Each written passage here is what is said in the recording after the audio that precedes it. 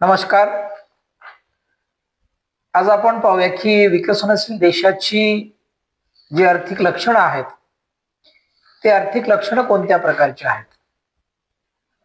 तसं जगामध्ये 3 प्रकारच्या अर्थव्यवस्था आहेत आणि या 3 प्रकारच्या अर्थव्यवस्थेमध्ये एक आहे विकसित अर्थव्यवस्था, दुसरी आहे विकसनशील अर्थव्यवस्था आणि तिसरी आहे मागासलेली अर्थव्यवस्था.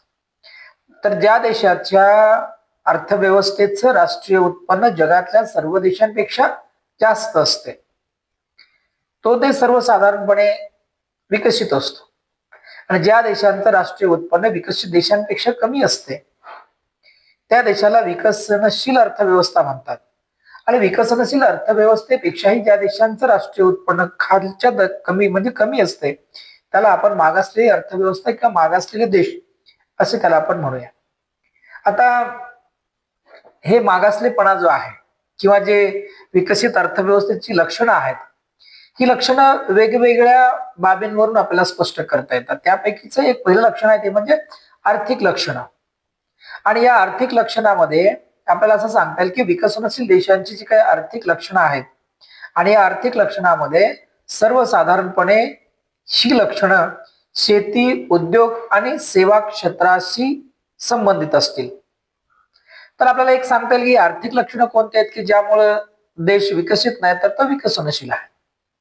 मग आपल्याला एक बाब त्या ठिकाणी आपल्याला प्रकर्षाने आपल्याला स्पष्ट करता येते की ज्या देशाचं दरडोई उत्पन्न हे कमी असते.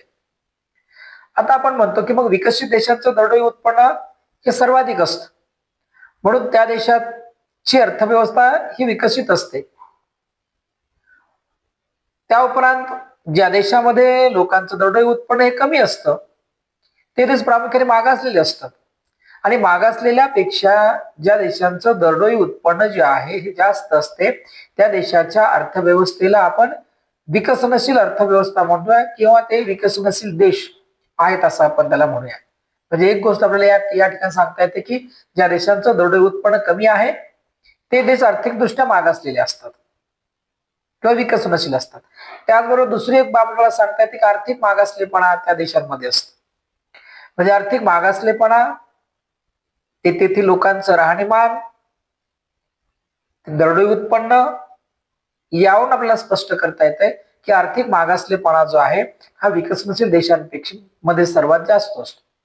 शिवाय भांडवल निर्मितीचा दर देखील जो आहे तो भांडवल निर्मितीचा दर देखील त्या ठिकाणी अल्प असतो. आता ज्या देशामध्ये विकास झालेला असतो किंवा जे देश विकसित असतात, त्या देशामध्ये भांडवल निर्मितीचा दर जास्त असतो.